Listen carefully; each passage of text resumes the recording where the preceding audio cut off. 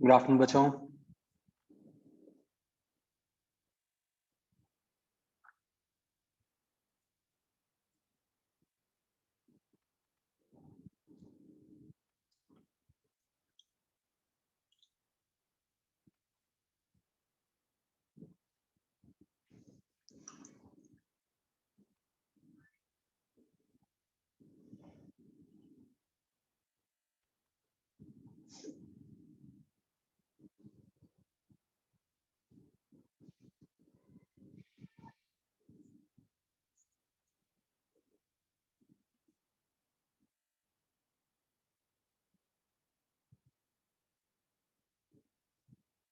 हाँ बच्चों, वेट कर रहा हूँ मैं। आपको पता है किस चीज की?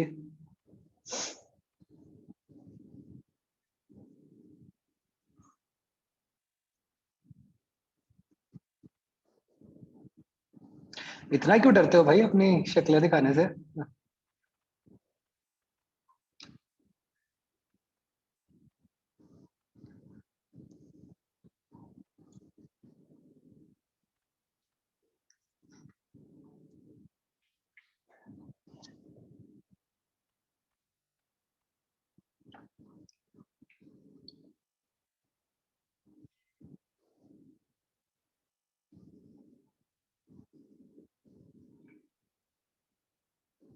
हाँ जी बच्चों, कहीं निकल रहे हो आप लोग बाहर आजकल या बंद है बिल्कुल?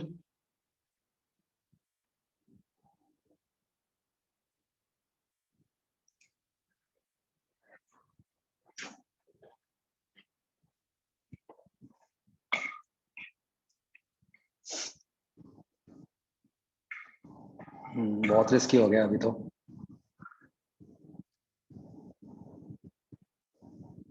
ध्यान से घर पे ही रहो।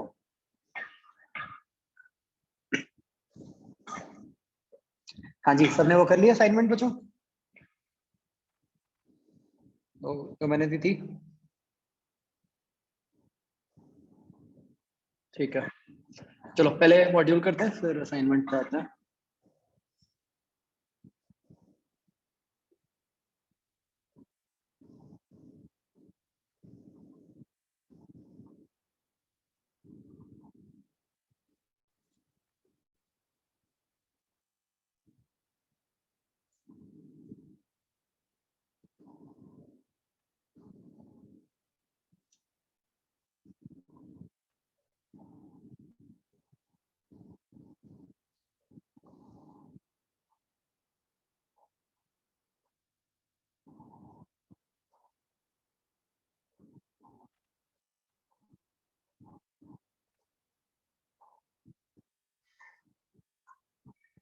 हाँ बच्चों, ये मैंने एक्सरसाइज 0 बोली थी ना, जी पार्ट।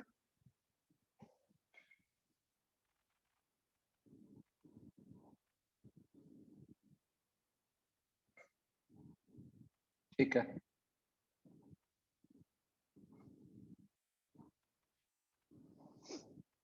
बताओ बच्चों, एक्सरसाइज 0 जी पार्ट, एनी डाउट्स?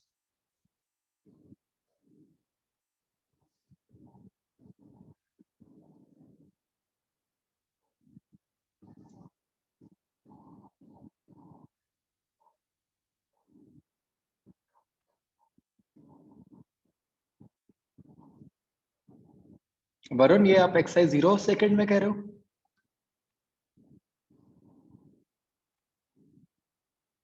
नहीं, ये इसमें क्या शेल मान के आंसर आ रहे हैं बच्चों, या स्फीयर मान के आते हैं? देखो,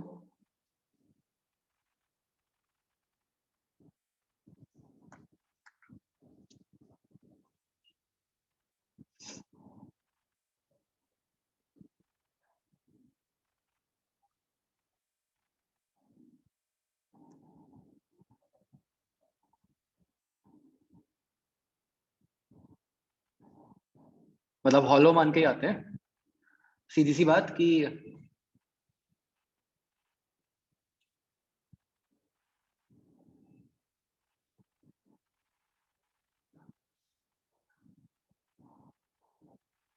उन्होंने पॉइंट ए पे जो इलेक्ट्रिक फील्ड दी हुई है, जो सेकंड पार्ट है, उसका आंसर, मतलब उसके आंसर में कैपिटल क्यू की टर्म आ रही है कि नहीं आ रही बच्चों? देखो, शेल के हिसाब से ही है। तो फिर ये एक बच्चों हमें करेक्ट कर लेना चाहिए, इसको स्फीयर की जगह शेल लिख दो, और ये डाइलेक्ट्रिक वर्ड भी अभी हमें नहीं पता है, इसको काट ही दो, इसका कोई काम नहीं है। ठीक है,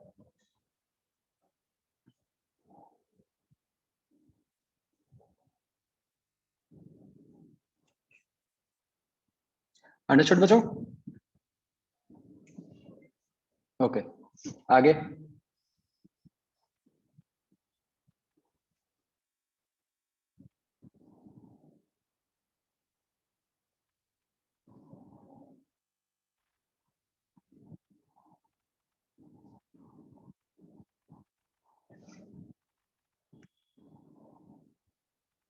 एक्सरसाइज 1,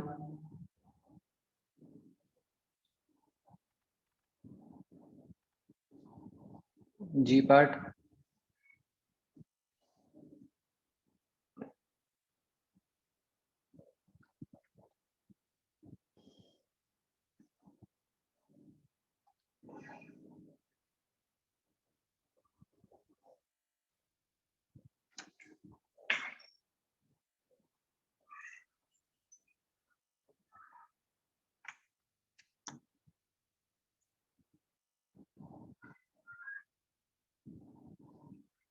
नो डाउट बच्चों, डन। ओके,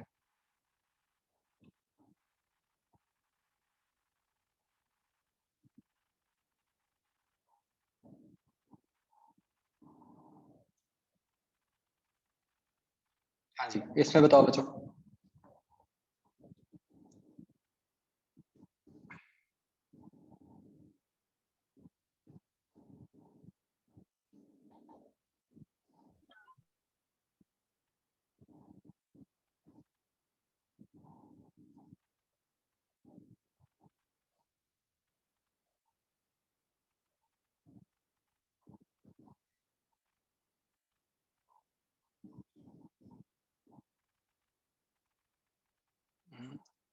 16th क्वेश्चन देखो बच्चों एक बार।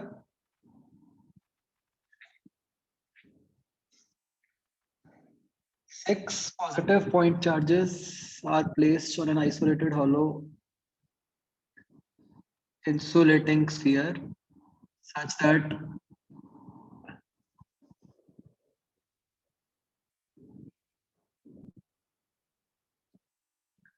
adjacent point charges are equidistant। ठीक है, ये बच्चों अरेंजमेंट समझ गए ना, कैसे रखें आगे पीछे करके? ठीक है,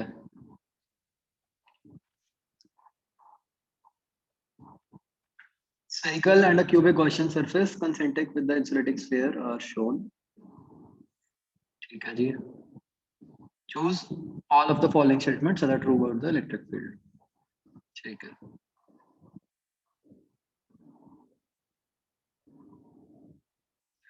first statement, electric field magnitude is same everywhere on the cubic Gaussian surface बच्चों, true or false?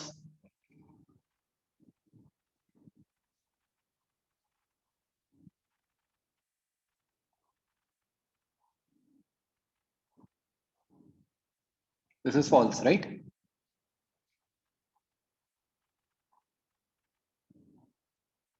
Second statement, electric field magnitude is same everywhere on the spherical Gaussian surface because the sphere has the same symmetry as insulating sphere. True or false?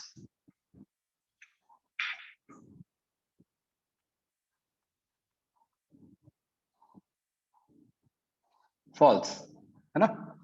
Why?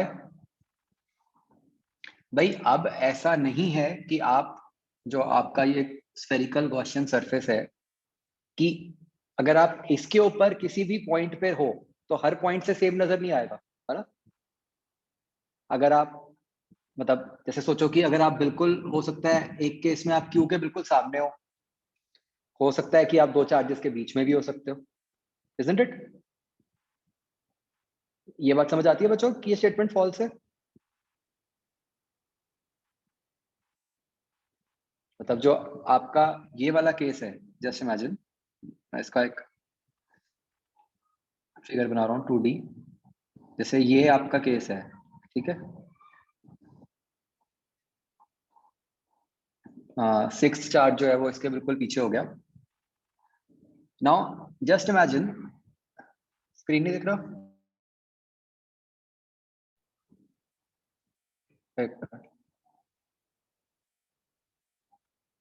Kaushik sheet uploaded थी Excel 3 में।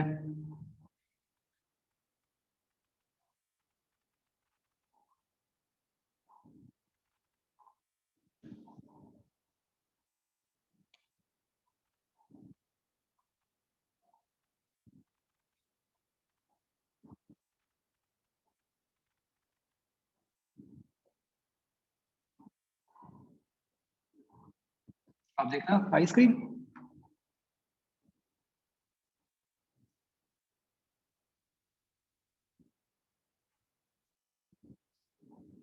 Okay. तो मैं कह रहा था कि अगर मान लो ऐसी सिचुएशन है, अब एक केस तो ये है, अब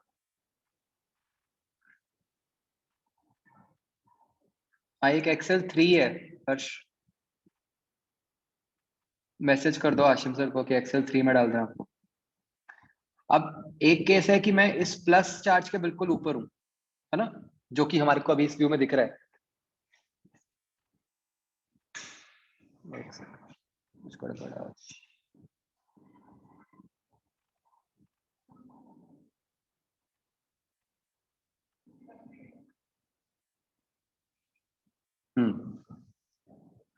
तो जो नजर आएगा, दूसरा जस्ट इमेजिन कि कोई ये पॉइंट पी है, इस पॉइंट पी के कोई ऊपर हो, तो क्या दोनों को सेम नजर आएगा बच्चों?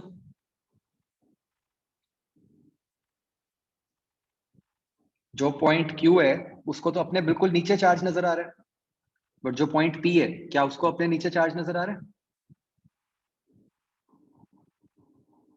बोलो, नहीं आ रहा ना? तो क्या मतलब हुआ कि दोनों को अलग अलग नजर आ रहा है, और अगर अलग अलग नजर आ रहा है दैट मीन्स कि सिमेट्री नहीं। Is this thing clear?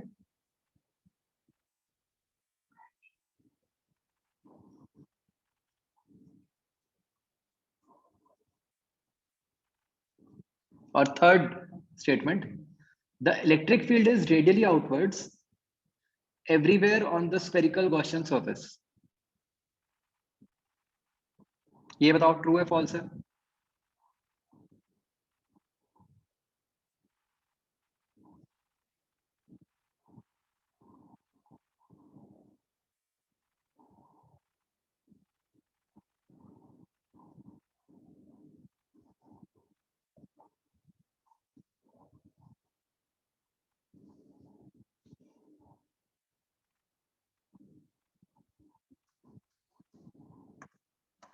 बोलो भाई,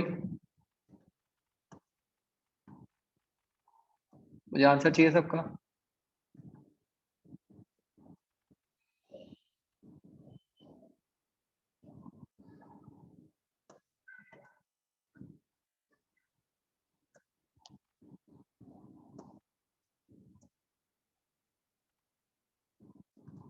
करो भाई आंसर बच्चों।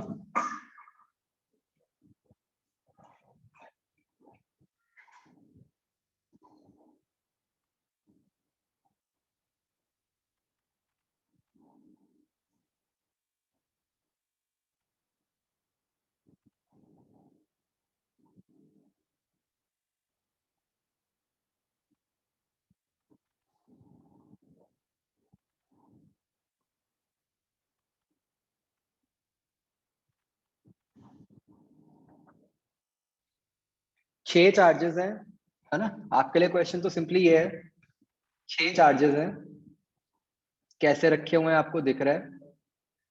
क्या हम ये कह सकते हैं कि इन छह चार्जेस के कारण अगर हम कोई भी पॉइंट लेते हैं बाहर, तो वहां पे जो फील्ड होगी वो स्फीयर के सेंटर पे होगी?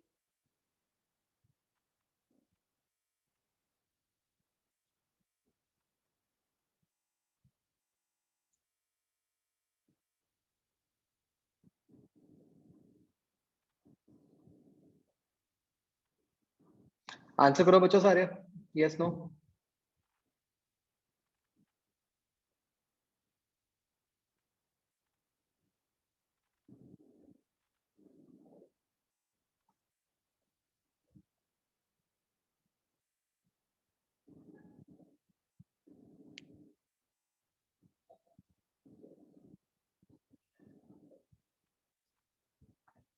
चलो मैं एक फिगर बनाता हूँ, ठीक है?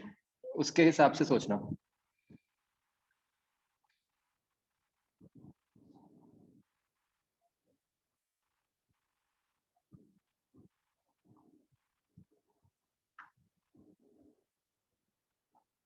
ये चार चार्जेस हो गए, ये चार चार्जेस तो एक प्लेन में है, ठीक है? आ, एक चार्ज प्लस क्यू, ये मतलब इनटू द प्लेन है, और एक charge plus Q out of plane है। समझ गए? सेम डिस्टेंस पे। अब सबसे पहले तो लेट्स से मैं एक पॉइंट पी यहां लेता हूं। इस पॉइंट पी पे बताओ फील्ड किधर को होगी?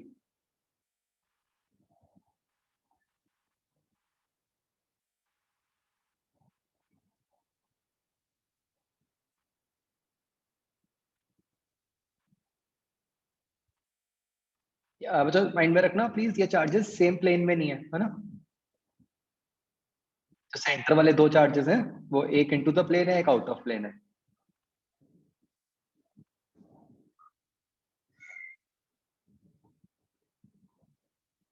आप बताओ पॉइंट पी पे जो फील्ड होगी वो किधर को होगी?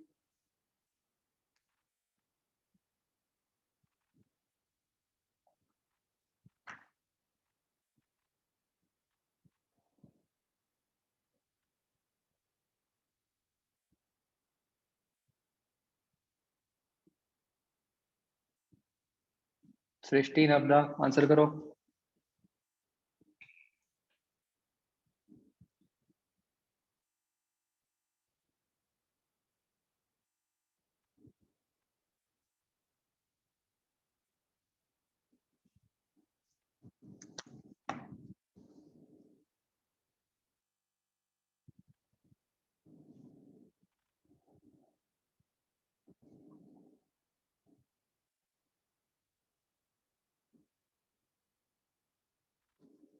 देखो, जो ये सबसे राइट वाला चार्ज क्यू है, इसके कारण फील्ड किधर को होगी? राइट को।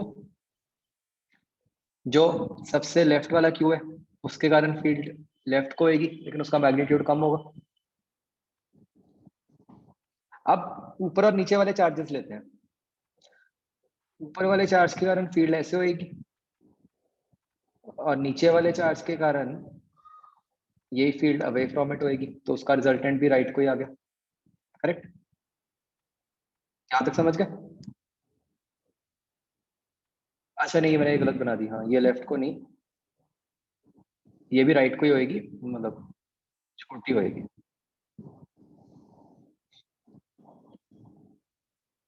तो ये चार चार्जेस के कारण तो राइट को आ गई, है ना?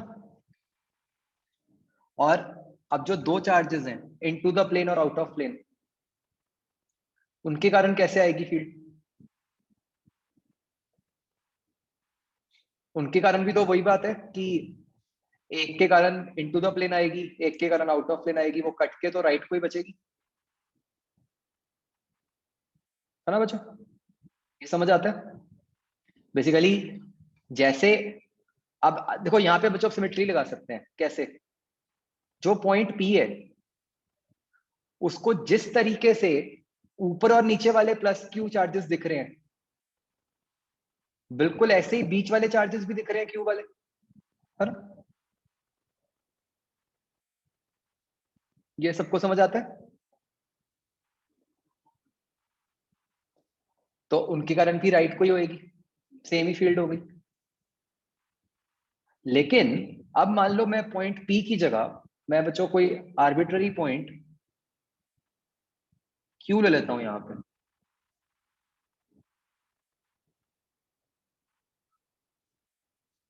क्या अब हम ये भी कह सकते थे कि क्यू पे भी जो सारी फील्ड लाइंस हैं वो मतलब ऐसे इधर कोई आएंगी सेंटर से बाहर को?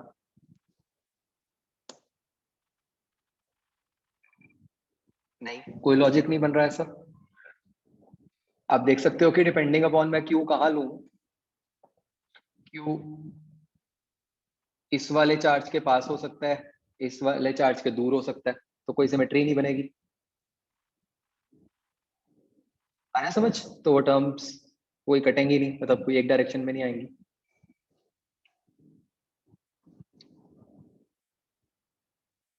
आया समझ बच्चों? तो क्या मतलब हुआ?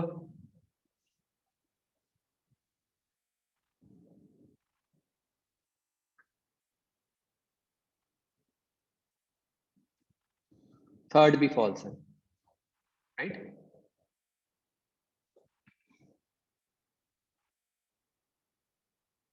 तो इसका आंसर ई आएगा।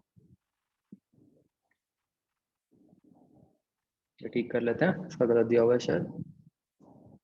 तो इसका ई आएगा बच्चों।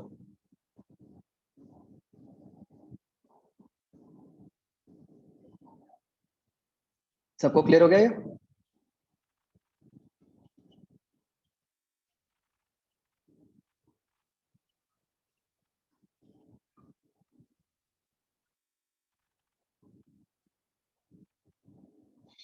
ओके। एक बार फोर्थ क्वेश्चन देख लो।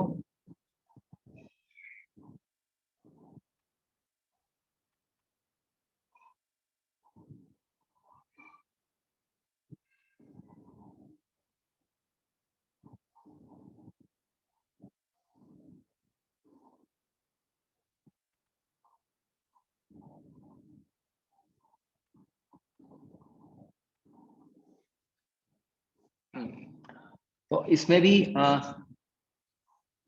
दो सिचुएशंस दे दी, दोनों पे ये डैश ट्रायंगल बना दिया। तो E1 पे बच्चों अगर हम ट्रायंगल के ऊपर कोई पॉइंट लें तो क्या वहां पे फील्ड सेम आएगी? नहीं आएगी। क्यों? मैं अगर पॉइंट यहां ले लूं, यहाँ के हिसाब से कुछ और दिख रहा है, यहाँ लूं तो यहाँ के हिसाब से कुछ और दिख रहा है, तो अलग आएगी। करेक्ट, तो ए गलत हो गया। बी, क्या इस केस में आपको हर जगह से सेम नजर आ रहा है? नहीं आ रहा। नहीं, मैं यहाँ लेता हूं तो मुझे कुछ और नजर आ रहा है। सोचो ये ऑब्जर्वर है, इसको क्या नजर आ रहा है? इसको तो एक फ्लैट साइड नजर आ रही है।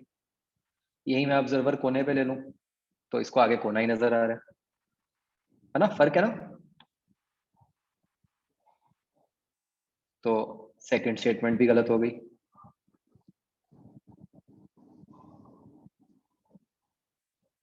तो ई आंसर आ जाएगा इसका। क्लियर?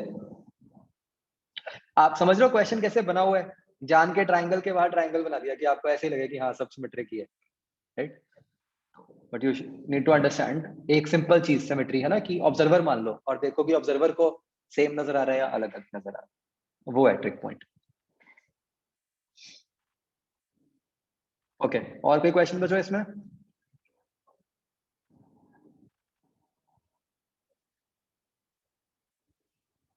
हो गया? डन?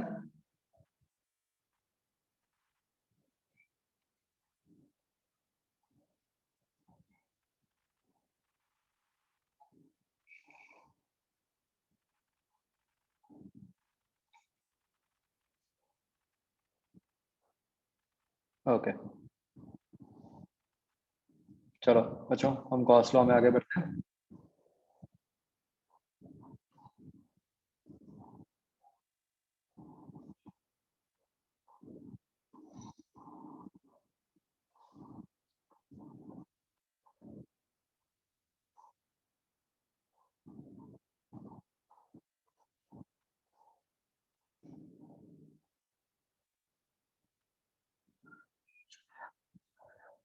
नहीं वो करण मतलब हर पॉइंट पे ऐसा आ नहीं रहा कि वो आ जाए रेडियल।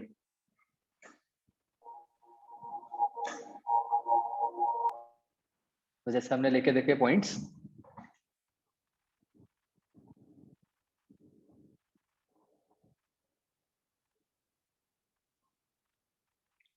मतलब सिंस सारे पॉइंट्स जो हम ले रहे थे, जो भी हमने 16th क्वेश्चन किया, उन सारे पॉइंट्स को चार्जेस की पोजीशन डिपेंडिंग ऑन हम कहाँ पे पॉइंट लेते हैं, उन पॉइंट्स को चार्जेस की पोजीशंस अलग अलग नजर आएंगी, है ना।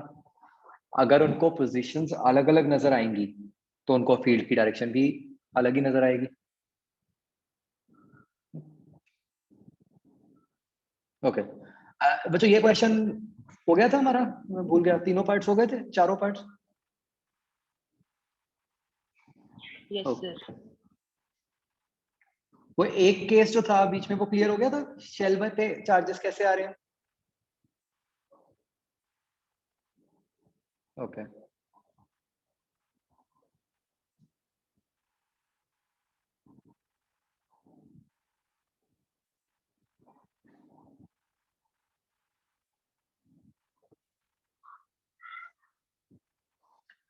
ओके बच्चों ये क्वेश्चन करके दिखाओ फटाफट।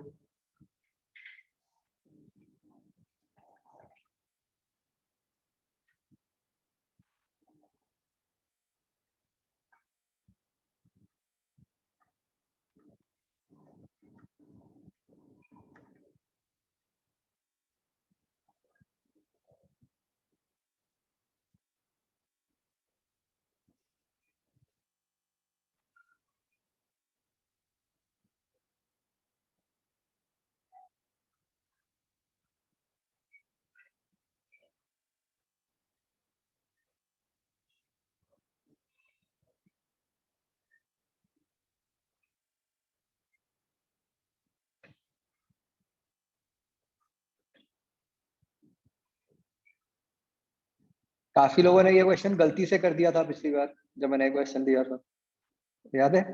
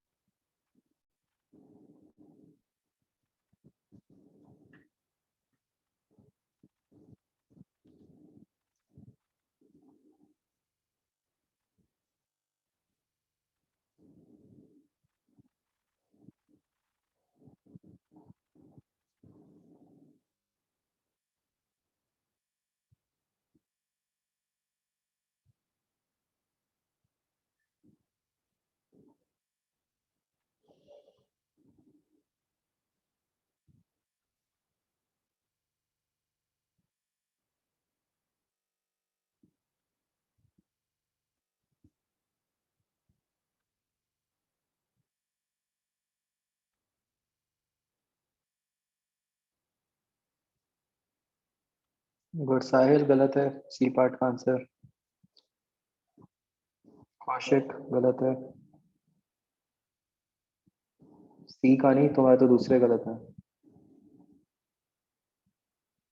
अमितोज सी गलत है। वरुण ठीक है।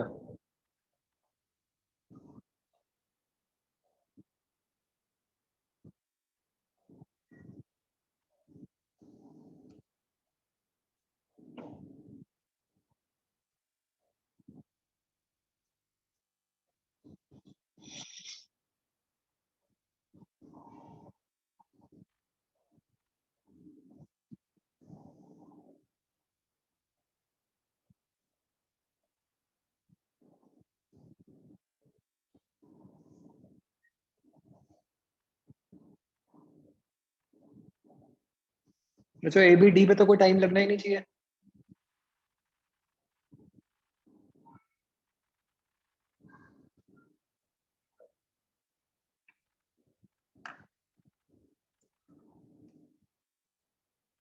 सेम ही है वो तो, है ना, पिछली बार वाले, कोई फर्क ही नहीं है।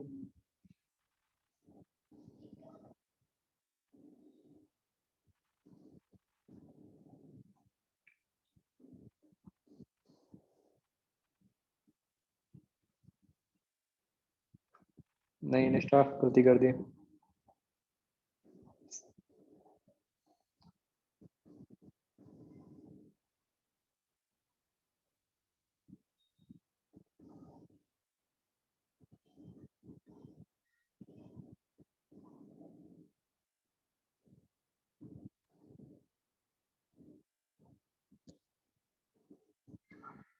हाँ हर्ष, सी गलत है।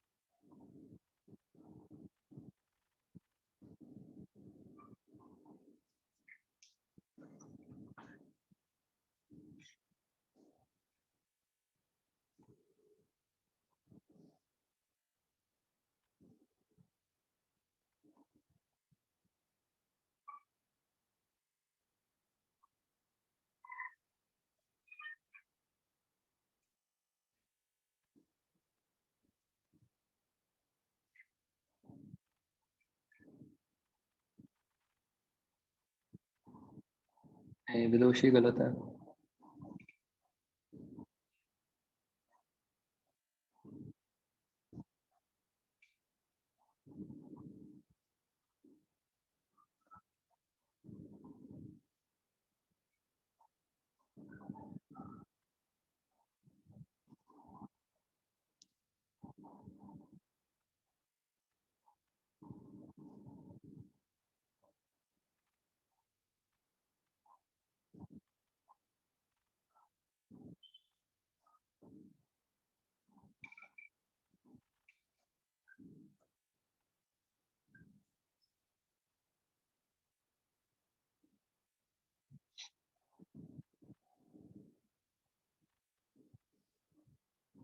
नहीं अभी तो बड़ा बड़ा सा आंसर आएगा इसका सी पार्ट का।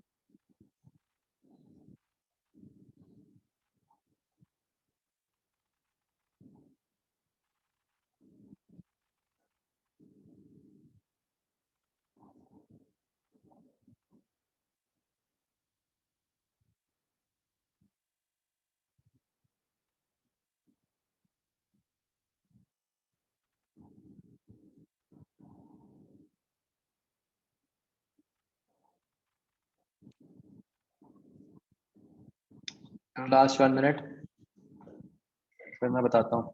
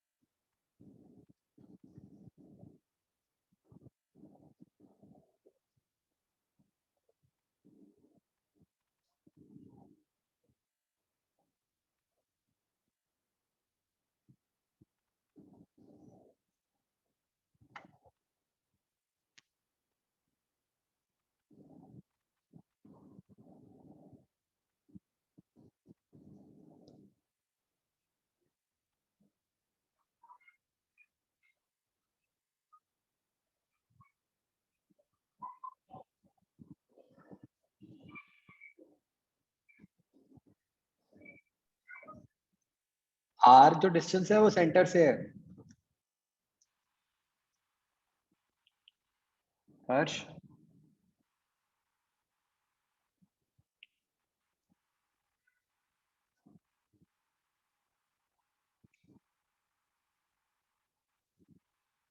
नहीं देखो बच्चों, सी हमारे को ये अगर मैं ऐसे एक क्वेश्चन सरफेस बनाऊं, सर स्क्रीन नहीं शेयर।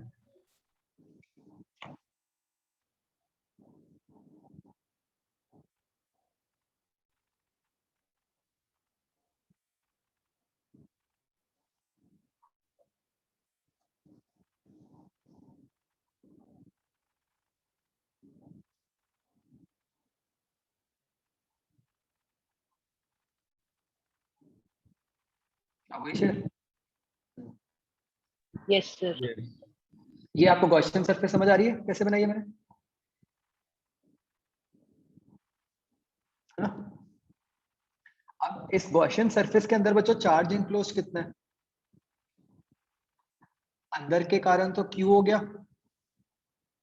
अब हमें चाहिए कि वो जो रेड वाला रीजन है शेडेड, उसके अंदर कितना चार्ज आया। पिछले क्वेश्चन में तो आपको याद होगा क्या हुआ था कि जो सिचुएशन थी उसके हिसाब से ऐसा हो गया था कि जो सारा चार्ज माइनस Q है वो अंदर की तरफ ही आ गया था, तो सारा ही आ गया था। लेकिन अब तो हमें कहा हुआ है कि non conducting with uniform charge distribution, तो जो चार्ज माइनस Q है वो वैसे तो पूरे के पूरी शेल में डिस्ट्रीब्यूटेड होगा, हमारे को चाहिए सिर्फ जो शेडेड रीजन है उसके अंदर, है ना? तो अब वो कैसे निकालोगे भाई, ये चार्ज कितने वॉल्यूम में डिस्ट्रीब्यूटेड है, 4/3 pi C cube minus B cube, correct, into shaded region का कितना वॉल्यूम है, 4/3 pi R cube minus B cube. So this is the total charge जो कि E into 4 pi r² upon epsilon naught से equal हो जाएगा। Understood?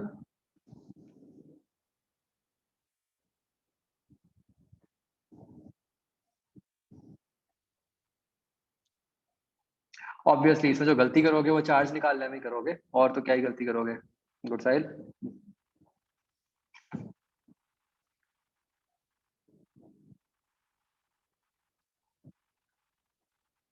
Kaushik आपने distance ही गलत लिया हुआ था, है ना? अच्छा, हो सकता है निष्ठा, वो ना एक्सपोनेंट्स वगैरह में हो सकता है, मुझे पता ना चला हो क्या है।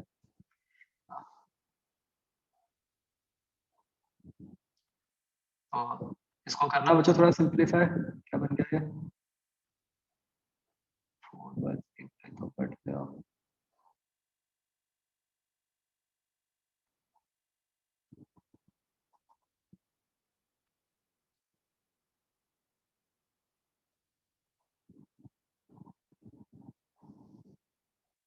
नहीं, नीचे वाली सी क्यूब माइनस बी क्यूब की टर्म तो रहेगी ना।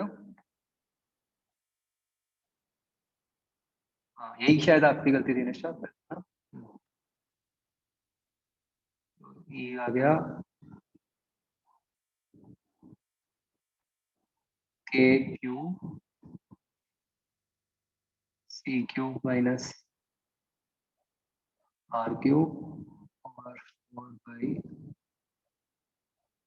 4/r² into C cube minus B cube, right. ये आंसर बनेगा बच्चों, समझ गए सब। 4 पाई नहीं आएगा, यस वो तो कटे, वो तो के अंदर ही आ गया।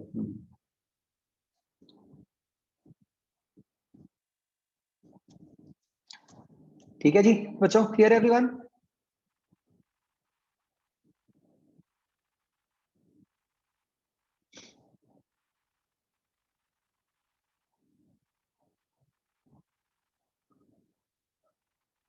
क्या गलती कर रहे थे इसमें बच्चों?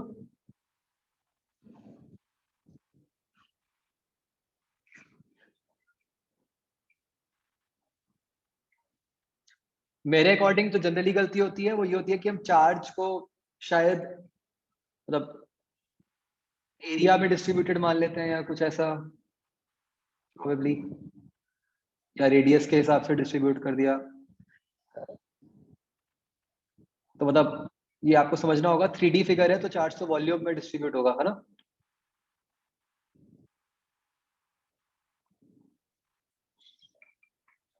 ओके, अगला क्वेश्चन बच्चों, ये हो गया ना सबका।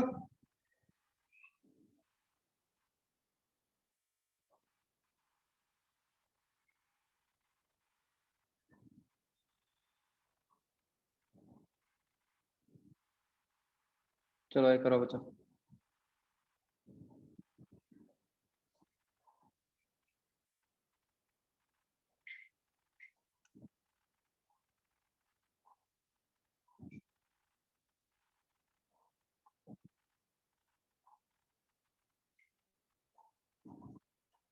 छुपे नहीं रहा आंसर।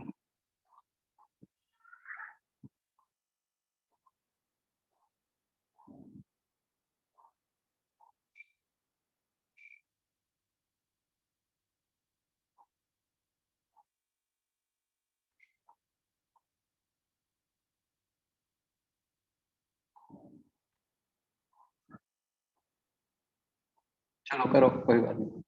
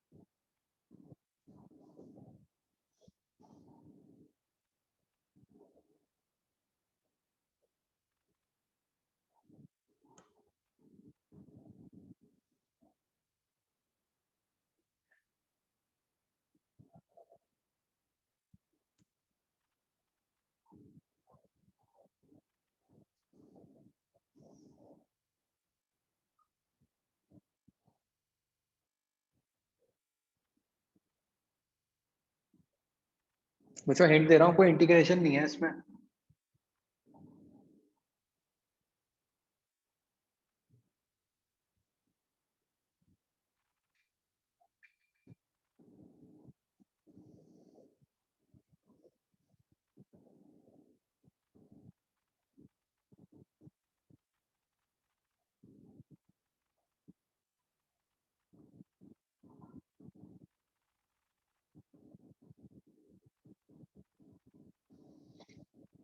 इसका हो गया ना, वो ये ट्राई करो।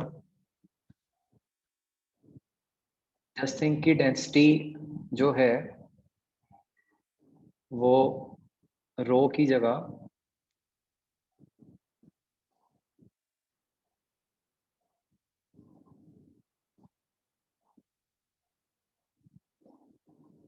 ऐसे वेरिएबल है डेंसिटी।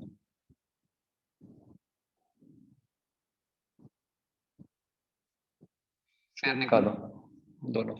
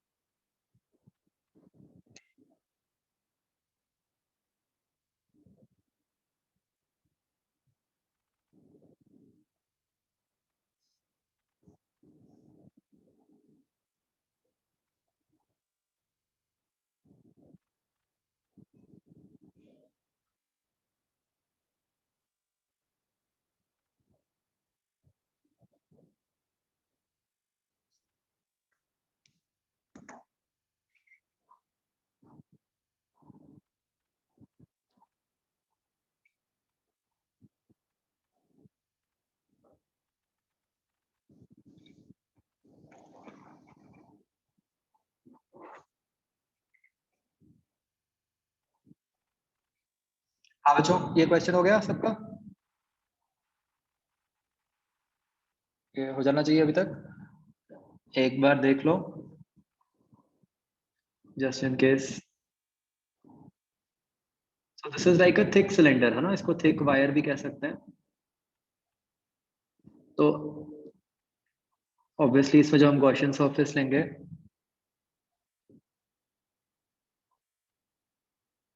मान लो पहले हमने इस तरह ले ली,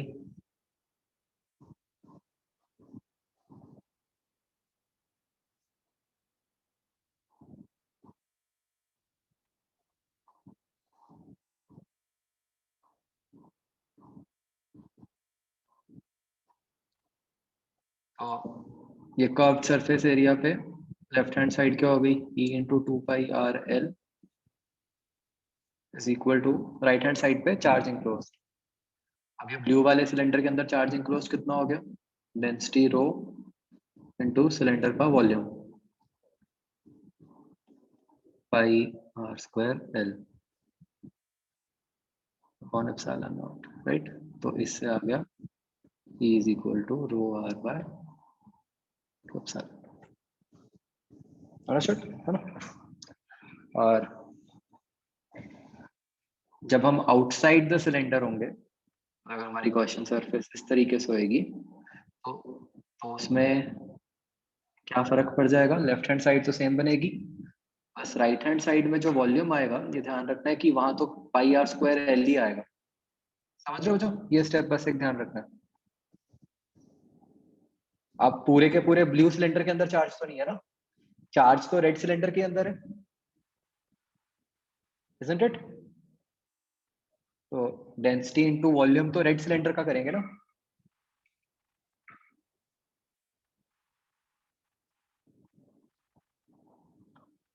हाँ बच्चों, सबको समझ आ गया ये? आदित्य जैन क्लियर है?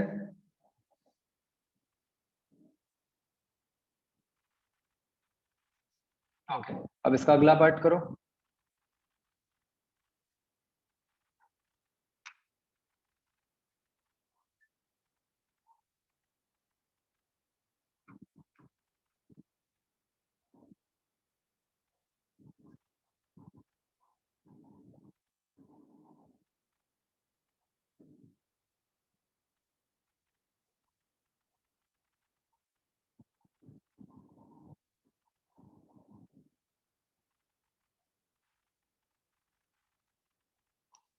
ठीक है वरुण।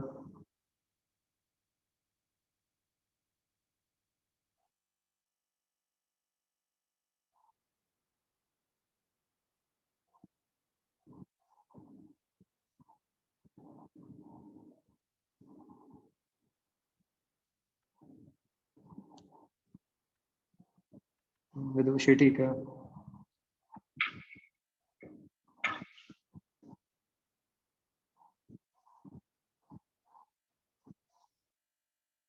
हर्षल गलत है।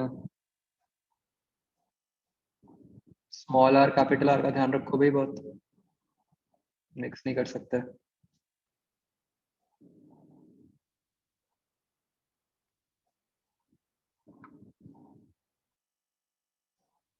हर्ष तुमने तो भी एक ही आंसर भेजा है, दोनों भेजो।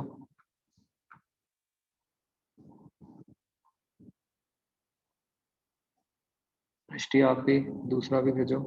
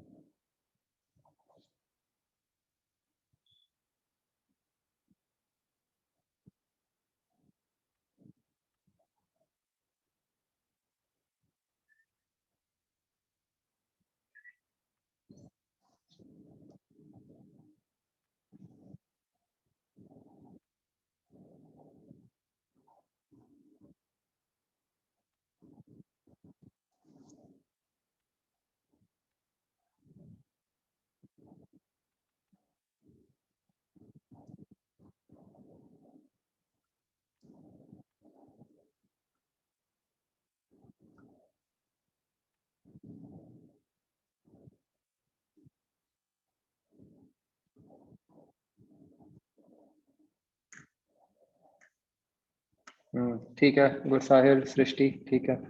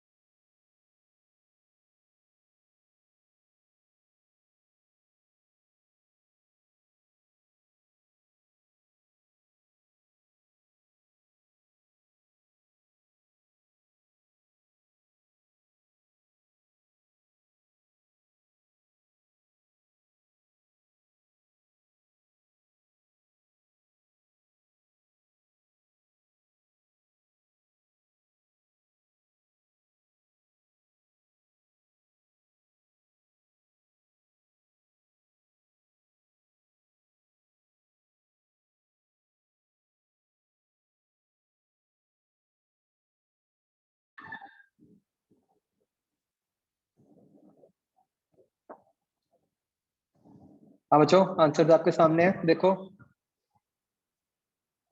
सी क्या करना है भाई इसमें, बता दूं?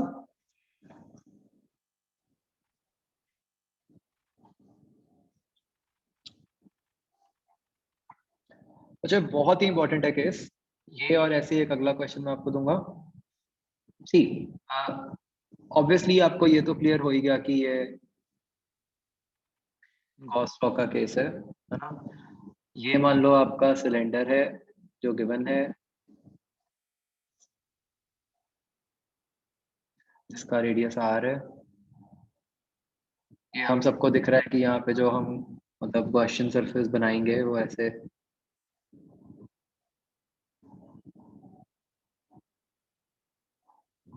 बनेगी। सबसे पहले तो मुझे ये बताओ बच्चों कि ऐसा कैसे है कि अगर डेंसिटी वेरिएबल है तो भी सिमेट्री है और हम गॉस लॉ लगा सकते हैं।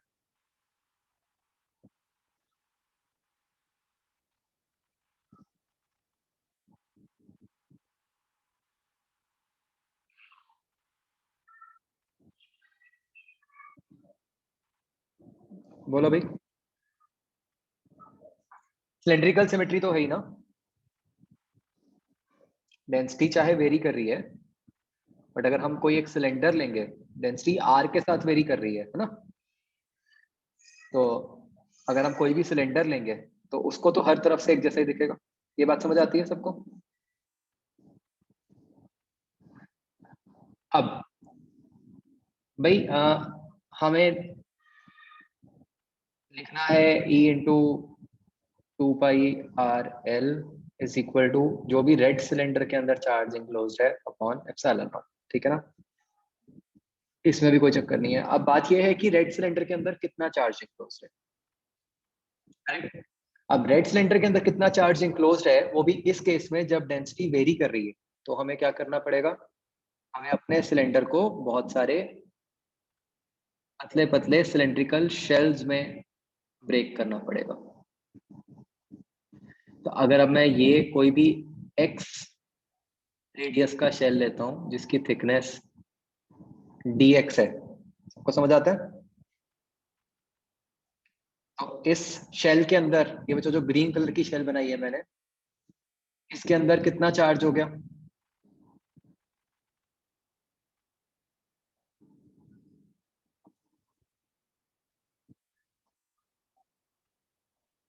जो भी x रेडियस पे डेंसिटी है, अल्फा x इंटू जो x रेडियस पे शेल बन रही है उसका वॉल्यूम है ना। ये वॉल्यूम कितना बना देखो आप ध्यान से, ये शेल का एरिया कितना है 2 पाई XL। हाँ, जस्ट इमेजिन कि ऐसे एक सिलेंड्रिकल शेल है, इसको हमने सीधा कर दिया, फ्लैट कर दिया, तो इस शेल का एरिया कितना है 2 पाई RL, कर्व्ड एरिया है ना। और इसकी थिकनेस कितनी हुई dx, तो इस शेल का वॉल्यूम क्या हो गया area into volume into thickness, sorry,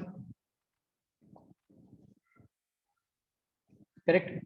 so this is the charge inside a small shell. इसको अब हम इंटीग्रेट करेंगे from 0 to R, right? So this will give you the answer for the first case. Similarly बच्चों second case में क्या फर्क पड़ेगा,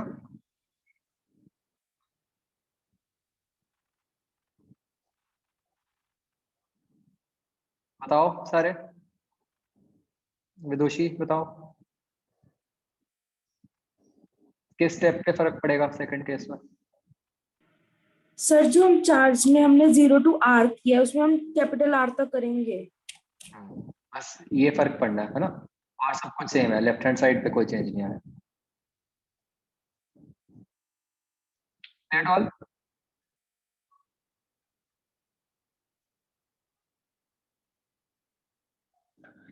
अच्छा मुझे इसका ग्राफ ट्राई करना है एक बार, कैसा बनेगा E वर्सेस R।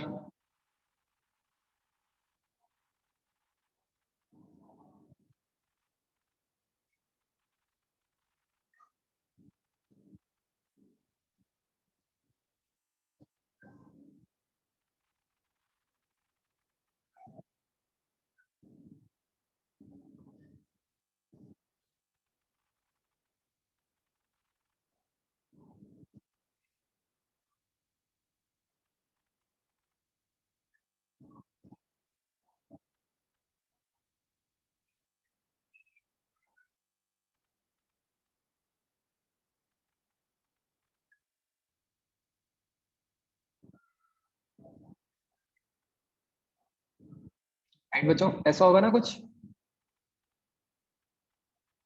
पहले प्रोपोर्शनल टू R स्क्वायर है पैराबोला, उसके बाद क्या है इनवर्सली प्रोपोर्शनल टू R, तो वो क्या बन गया हाइपरबोला।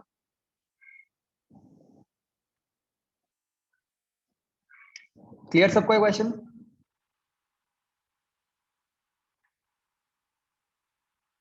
आगे बढ़े।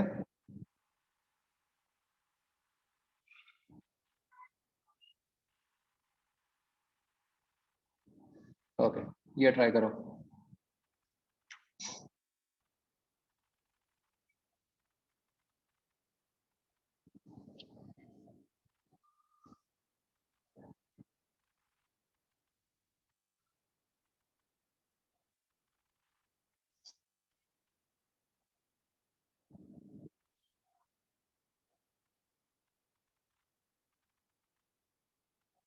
एक सेकंड,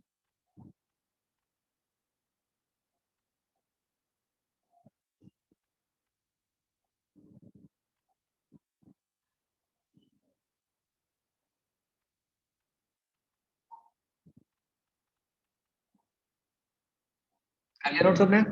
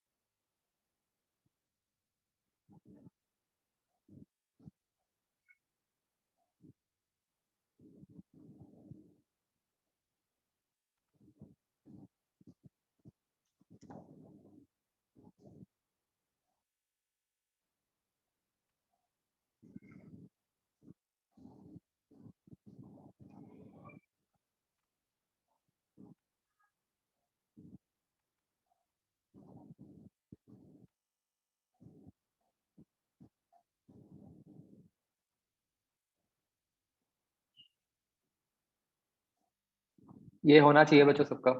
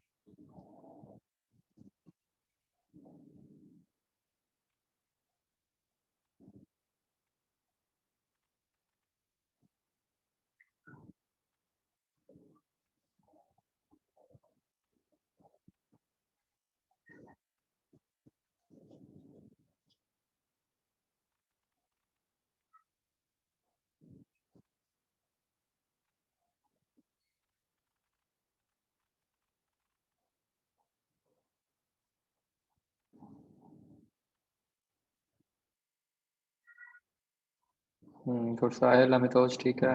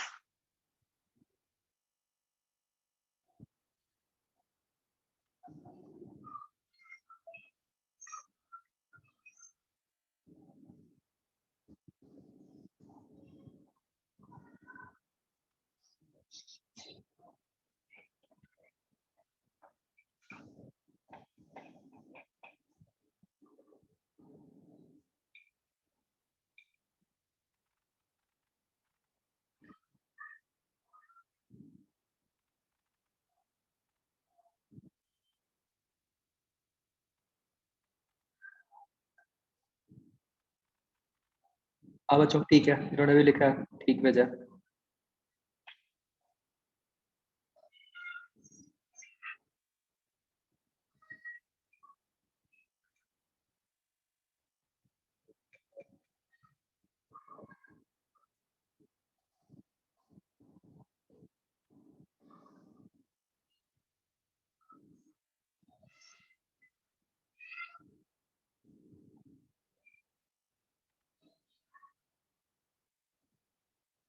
ठीक है विदुषी, सबका होना चाहिए बच्चों। ये अपना लास्ट क्वेश्चन है लॉ का।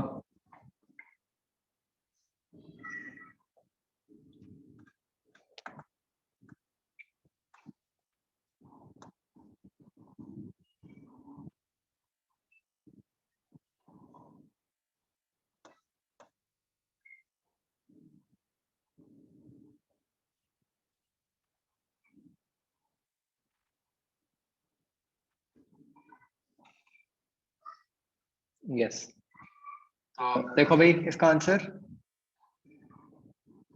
पहले केस का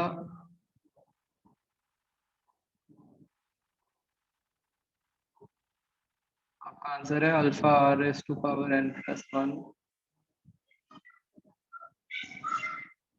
over epsilon naught N plus three. Is it बच्चों ये आंसर? और सेकंड केस का है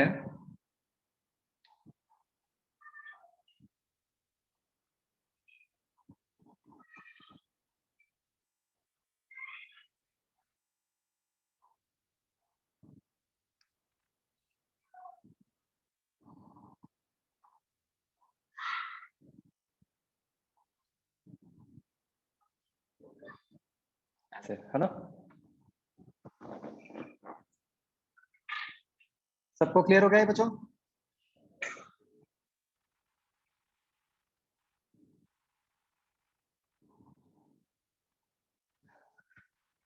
ओके, अच्छा, last two questions are extremely important for, मतलब नीट में नहीं आ सकते, नीट के अलावा जितने भी एग्जाम्स हैं सबके लिए बहुत इंपॉर्टेंट है, ओलंपियाड के भी, वीवाई मेंस, एडवांस्ड, ठीक है? तो चाहे मतलब रट्टा ही मार लेना इस केस का, ये आना चाहिए कि फट से इंटीग्रेशन करनी आनी चाहिए आपको, है ना?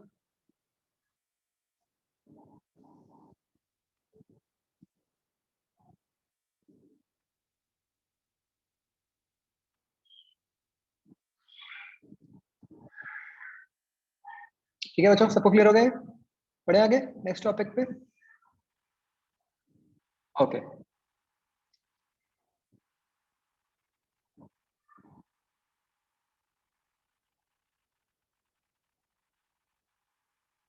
तो नेक्स्ट टॉपिक बच्चों आपका जाना पहचाना टॉपिक है, इट इज पोटेंशियल एनर्जी।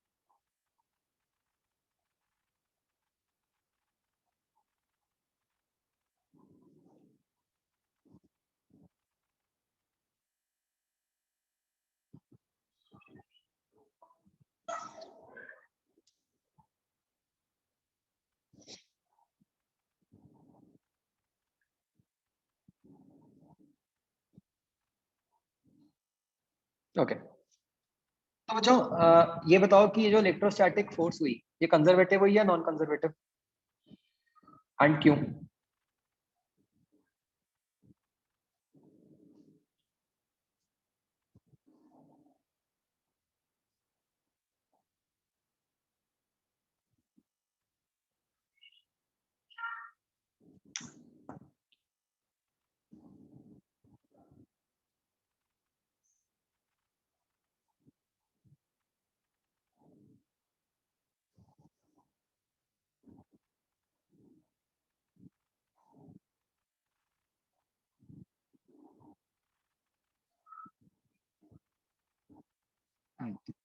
तो हम देख सकते हैं कि बच्चों, क्योंकि ये जो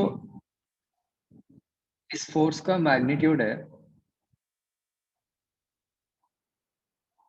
ये बेसिकली सिर्फ आर पे डिपेंड करता है ना? तो अगर कोई भी ऐसी फोर्स होती है जो सिर्फ डिस्टेंस डिपेंडेंट होती है,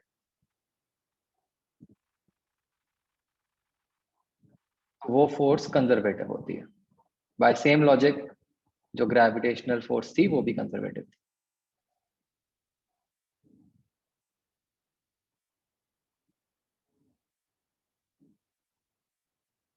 करेक्ट? अब अगर कोई फोर्स कंजर्वेटिव होती है तो उसके साथ एक पोटेंशियल एनर्जी एसोसिएटेड होती है ना? तो therefore potential energy is associated with electrostatic force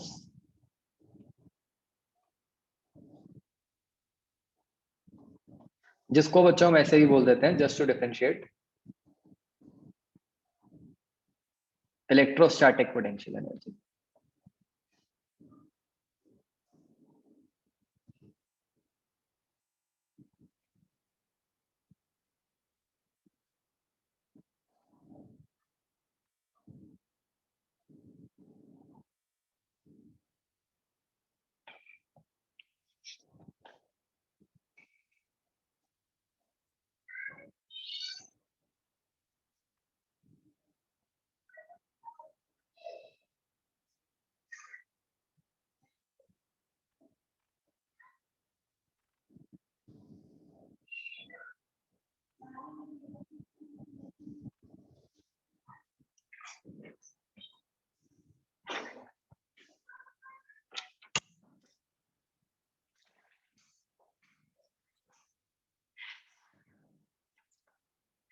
बच्चों कोई भी फोर्स और उसकी पोटेंशियल एनर्जी में क्या रिलेशनशिप होता है?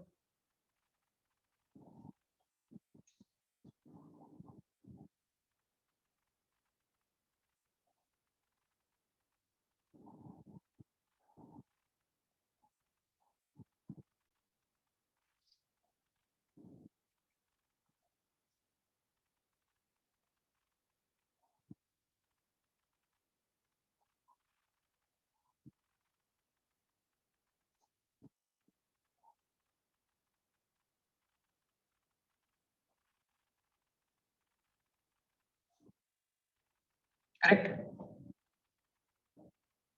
ये रिलेशन होता है बच्चों।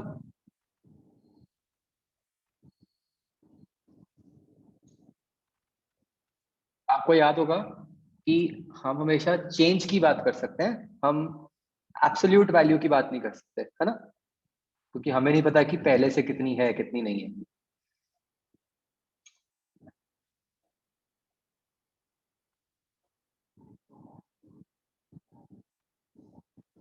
तो इसको बच्चों मैं ऐसे लिख देता हूं,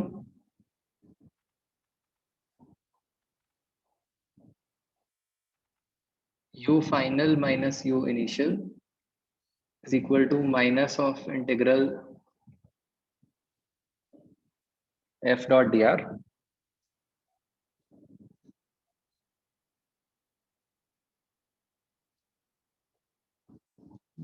from जो भी इनिशियल टू फाइनल है।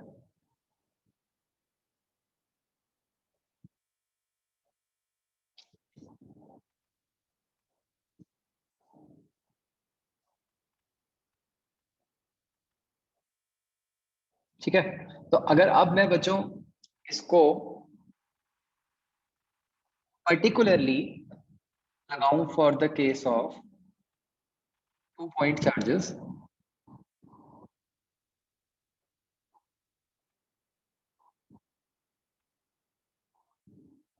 जो कि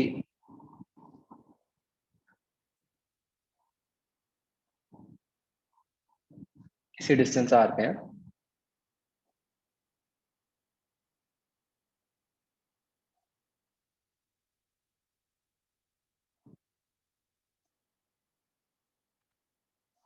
ठीक है, तो ये क्या बन जाएगा?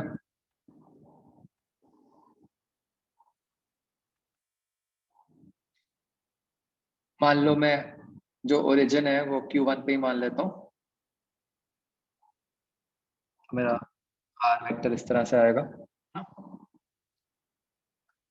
तो u final minus u initial is equal to minus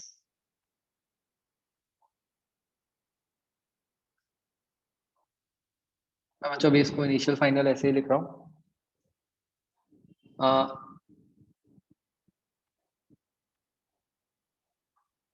अच्छा, जो चार्ज पार्टिकल है उस पे फोर्स किधर को लग रही होगी? Q2 पे, ऐसे राइट को लग रही होगी, है ना? और जो dr है वो भी ऐसे ही राइट को ही होगा। Remember, dr is in the increasing direction of r। तो अगर मैं इसको सब्स्टिट्यूट करूं तो मतलब ये मैं क्यों कर रहा हूं कि मुझे समझ आए कि जो f डॉट dr है वो पॉजिटिव क्वांटिटी बन गई।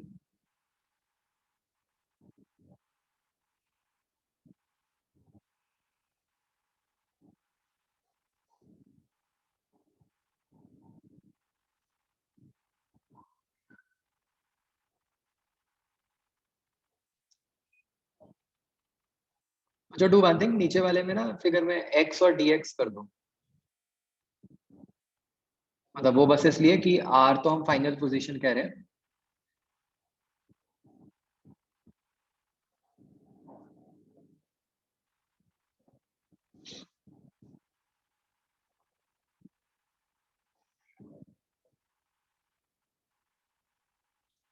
into dx।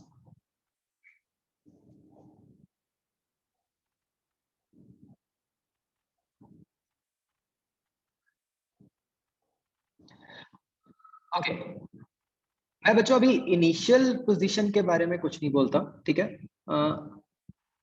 फाइनली हमें पता है कि जो चार्ज पार्टिकल्स हैं वो आर डिस्टेंस पे है, तो इसको ऐसे बोल देता हूँ मैं, U R minus U initial is equal to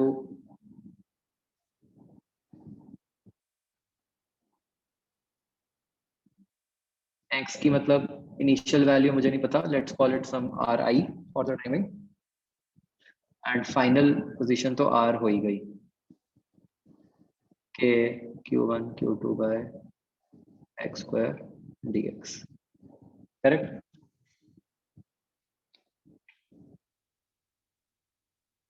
अगर जो हम इसको इंटीग्रेट कर दें राइट हैंड साइड, ये क्या बन गई के Q1 Q2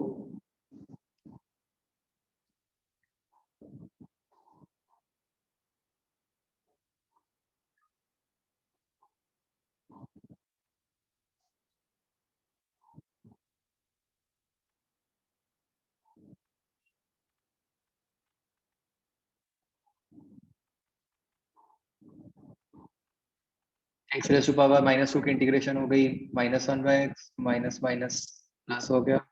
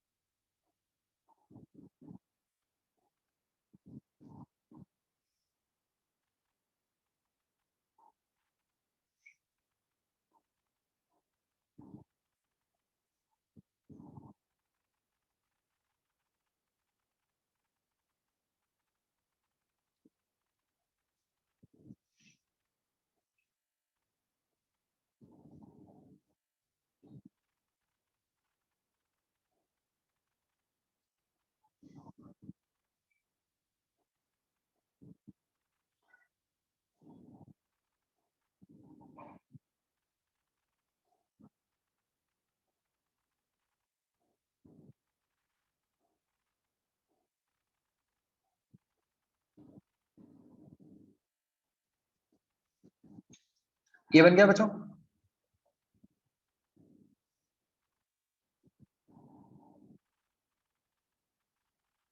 तो जो यहाँ पे आप देखो दो अननोन्स आ रहे हैं हमारे पास, है ना, एक आर इनिशियल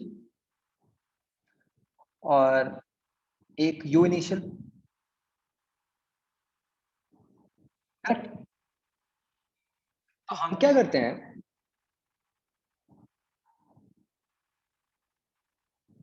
हमने आर आई को डिफाइन ही ऐसे कर दिया एज इंफिनिटी,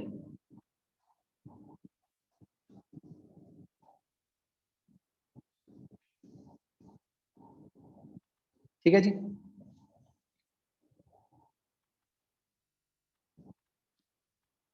तो यू फाइनल क्या बन गया,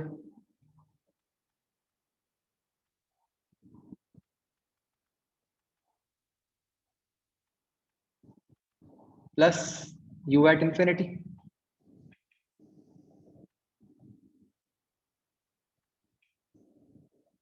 तो हमने इनिशियल पोजीशन को इंफिनिटी बोल दिया। तो बच्चों ये वाली जो टर्म होती है इसको हम कहते हैं एज रेफरेंस पोटेंशियल एनर्जी या simply potential energy at infinity.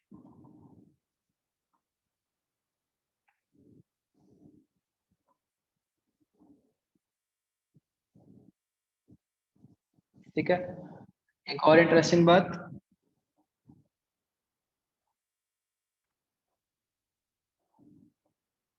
if nothing is mentioned,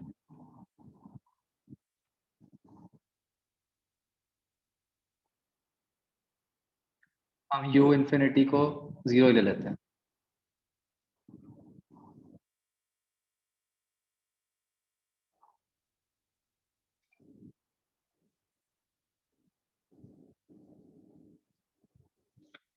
तो बच्चों बहुत इंपॉर्टेंट बात हमने ये समझनी है इस डेफिनेशन में कि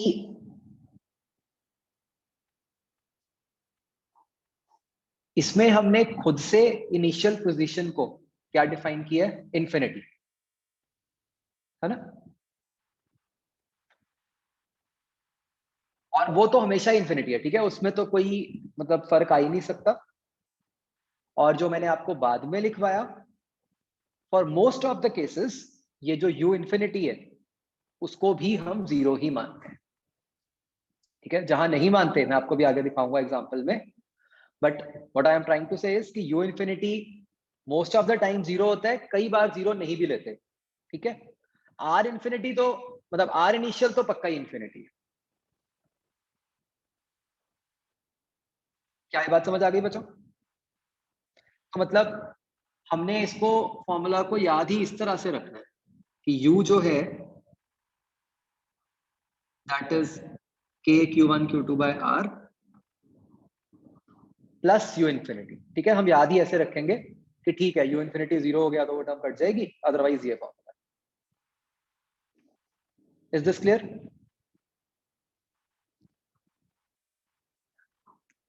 तो ये बच्चों हमारा फॉर्मूला बन गया पोटेंशियल एनर्जी का, किस केस के लिए? Two charges placed at distance r, isn't it? अब बच्चों ध्यान से देखना, क्योंकि मैंने r इनिशियल को इन्फिनिटी लिया है, तो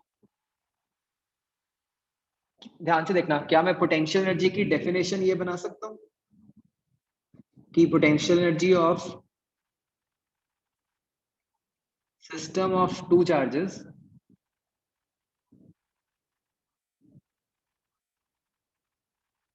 is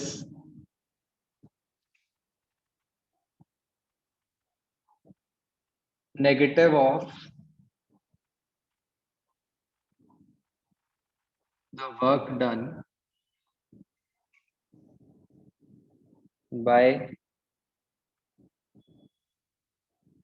electrostatic force।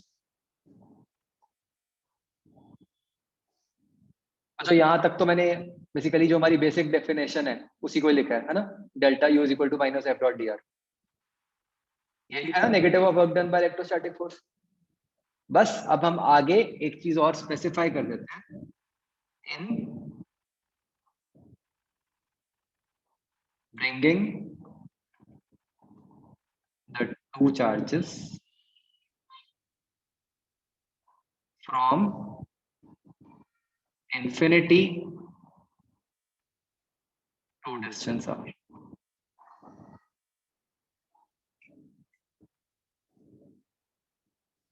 समझ आ गया बच्चों?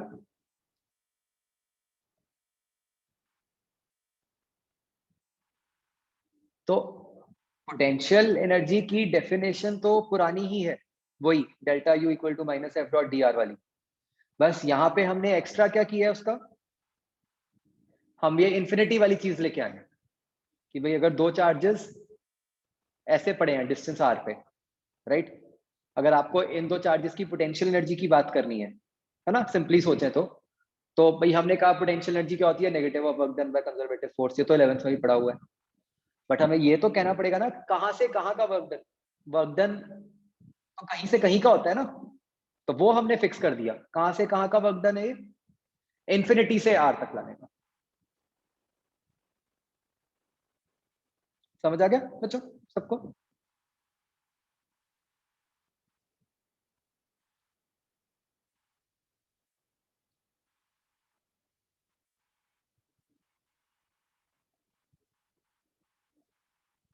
अच्छा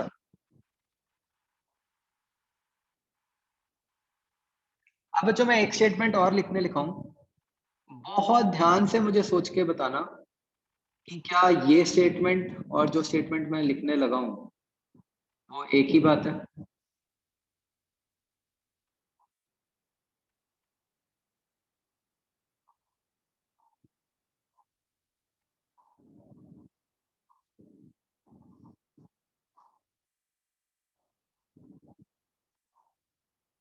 ध्यान से देखना मैं क्या चेंजेस कर रहा हूँ, ठीक है। चलो अभी मैं ऐसे ही करता हूँ।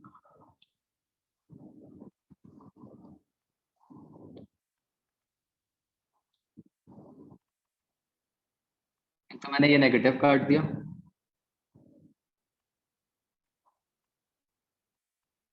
इलेक्ट्रोस्टैटिक की जगह मैंने लिख दिया एक्सटर्नल, और एक मैंने यहाँ पे वर्ड ऐड कर दिया स्लोली। तो मुझे ध्यान से सोच के बताओ कि क्या ऊपर वाली डेफिनेशन और नीचे वाली डेफिनेशन सेम है या अलग है।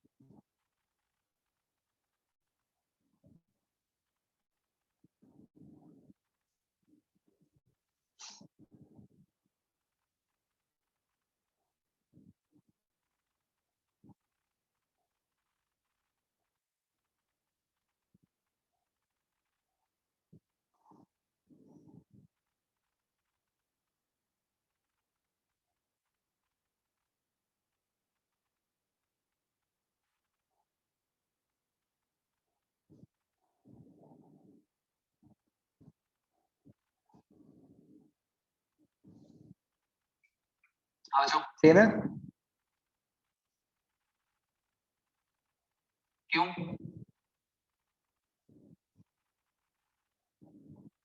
भाई अगर ऐसे दो चार्जेस हैं, कोई हम एक सिचुएशन लें, भाई प्रेजेंटली जो इलेक्ट्रिक फोर्स लग रही है वो ऐसे लग रही है ना, और हम चार्जेस को ऐसे इन्फिनिटी से आर डिस्टेंस तक लेके आ रहे हैं, तो उसमें हमें ये इलेक्ट्रिक फोर्स का वर्क डन निकालना है, करेक्ट। अब अगर मैंने दो चीजें ऐड की, एक तो एक्सटर्नल फोर्स, इलेक्ट्रिक फोर्स तो इंटरनल है इनकी आपस की, और एक मैंने ऐड कर दिया स्लोली। भाई अगर मुझे स्लोली मूव करना है तो मुझे कितनी फोर्स लगानी पड़ेगी? इलेक्ट्रिक फोर्स का एग्जैक्ट ऑपोजिट लगानी पड़ेगी। एफ एक्सटर्नल जो होगी, मैं जान के वेक्टर फॉर्म में लिख रहा हूं, that will be negative of F electrostatic force, right. तो अगर ये फोर्स इसकी उल्टी हो गई, है ना, तो बस यहां पे था कैच पॉइंट। तो अगर मुझे अपनी डेफिनेशन में, मेरी डेफिनेशन में पहले क्या था, माइनस एफ, तो अगर मैं स्लोली लेके आ रहा हूं तो माइनस एफ को मैं किससे रिप्लेस कर सकता हूं? एफ एक्सटर्नल से। समझ आ गया बच्चों?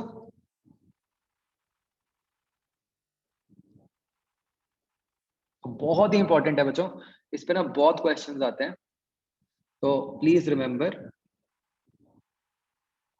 कि डेल्टा यू जो होता है ना, that is negative of work done bye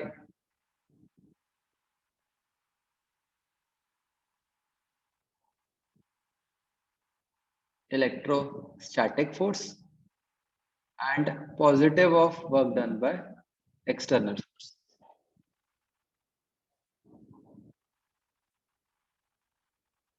हाँ जी, मेरे पास डाउट आया है कि इसकी इंपॉर्टेंस बताओ स्लोली की, कौन समझाएगा अनम्यूट करके?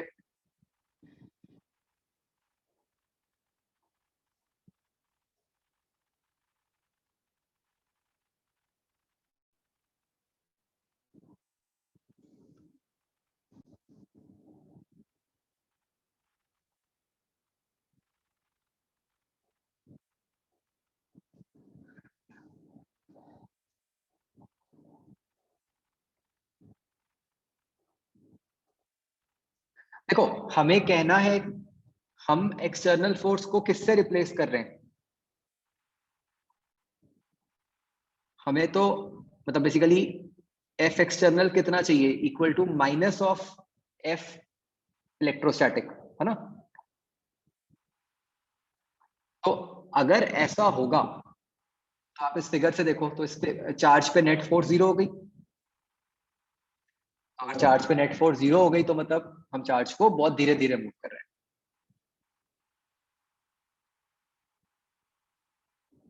ठीक है जी, क्लियर हो गया सबको। तो बच्चों आपको ना क्वेश्चन में ये बहुत ध्यान रखना है कि, ओहो मैं तो टाइम ही भूल गया, तो कोई बता देता। तो आपको क्वेश्चन में ये ध्यान रखना है कि क्या पूछा है, ठीक है, कि इन तीनों में से किसके बारे में पूछा है। ओके, अच्छा एक ये बता दो कि अगर 2 से ज्यादा चार्जेस हो फिर कैसे निकालोगे पोटेंशियल एनर्जी।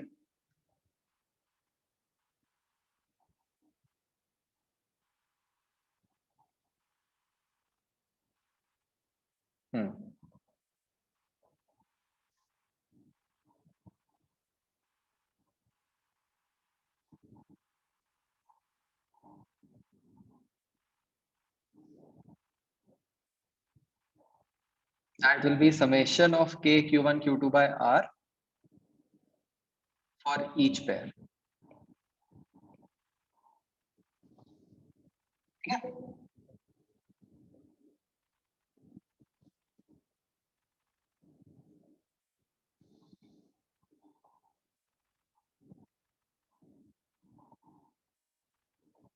चलो ठीक है बच्चों, दैट्स इट। आपका होमवर्क है एक्सरसाइज 3A की शायद जी पार्ट है जो गॉस लॉ वाला है, ठीक है, और 0-1 का जो पोटेंशियल एनर्जी वाला पार्ट। ओके चलो, ओके बच्चों, बाय।